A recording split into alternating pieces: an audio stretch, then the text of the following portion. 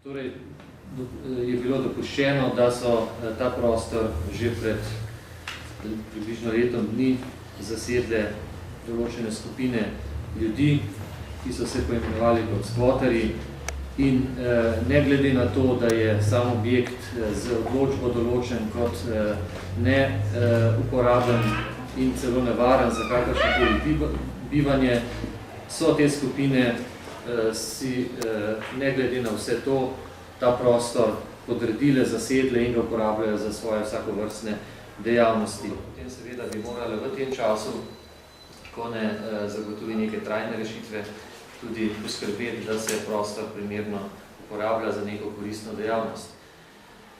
Za mestno občino, da se takrat odloči, ali da objekt vrne lastniku, to je LB leasing, Hypo leasing, ali pa da se dogovori za dodatni leasing za nadaljno obdobje.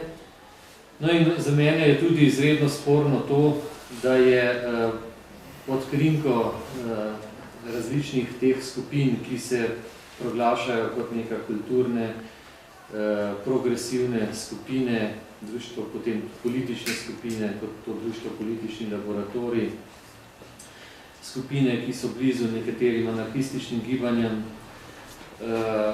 da se pod krinko tovrstnih, bi rekel, javno angažiranih skupin vabijo tudi določeni predstavniki iz tujine. Jaz sem tukaj seznanjen s tem, da je bil večkratni gost različnih prireditev tudi Toni Negri, ki naj bi tam predaval o raznih političnih, filozofskih temah na svetovni ravni. Gre pa za človeka, ki je bil eden vodilnih, eden vodi znamenitih rdečih brigad, ki je tudi zagrešila ta poboja Alda Mora že kar precej leti. Smatram, da pri tovrstni dejavnosti, ki nima nobene pravne podlage, torej, če nekdo uporablja javne prostore na nelegalen način in pri tem vabi različne vse sorte ljudi določenega pedigreja, ki prav gotovo ni takšnega pomena, da bi mu na tak način izkazovali čast in mu nudili vse mogoče pogoje za to, da svoje ideje, ki kot vemo so bile v preteklosti kriminalne, da se pač v Sloveniji zagotavlja možnost, da pač te svoje ideje širi slovenski javnosti. Kolega, rekel sem, marca to, da je gospod Negri bil v rogu marca, to drži ali ne drži? Vsem sem jaz prej povedal, da ne vem točno, kdaj se je to zgodilo, tega podatka nimam, datuma nimam, vidim samo, da se je to zgodilo in da je to bilo v organizaciji Društva politični laboratorij, skupina TEMP, znotraj Fakultete za arhitekturo in podpisnik tega komentarja je bil sedanji župan profesor Janez Koželj. Ki takrat še ni bil na svoji funkciji, ne? Če je bilo to takrat, jaz ne vem točnega datuma, potem je bilo to samo vprašati. Hvala. Ja, zdaj pa mislim, da je gospa. Nataša Repoš, POP TV. Splošno vprašanje. Predlagali ste oziroma pozvali gospoda Jankoviča javno naj prostore Roga nameni za javno zdravje, morda tudi za študente. Na drugi strani, vidite v svetniški skupini kakšno rešitev morda za te ljudi, za začasne uporabnike, ki želijo ustvariti, ki želijo imeti delavnice, ki jih imajo, ki imajo celo predstave za otroke v tovarni Rog, konec koncev. Vidite kakšno rešitev, kam z vsemi temi ljudmi, kje ustvariti nek umetniški center, prostor, na Metelkovi ne, v Rogu ne? No, tudi to je morda ena od možnosti. Jaz sem seveda prioritetno saj znotraj svetniškega kluba se zavzemamo, da bi v teh prostorih v tem vmesnem času zagotovili zdravstvo in ali pa študentske sobe izpostavili. Prej ste me vprašali, zakaj določenih stvari nisem preveril. Kje pa jih ne preverim? A ne grem do župana in ga vprašam? A ne grem do načelnika enega oddelka in ga ne vprašam? Vse sami veste, da takih podatkov in takih odgovorov na neposreden način ne dobim in jih ne morem dobiti.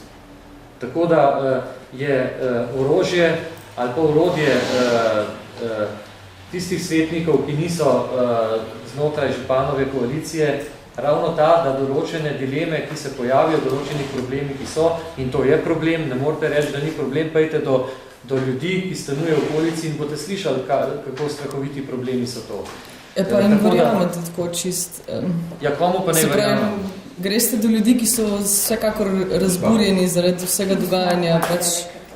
Ja, komu pa ne verjamem? Ne verjamem. A ne bi, ne vem, vsaj dali priložnost obema stranema, čisto objektivno. Za eno stran je dejstvo, da na ta način so uzurpirali objekti, na ta način nezakonito, brez dovoljenj izvajajo svojo dejavnost. To je dejstvo. Potem verjetno se vsi strinjamo. Drugo je okoliški prebivalci, ki jih zaradi te dejavnosti zadeva moti, tako ali drugače.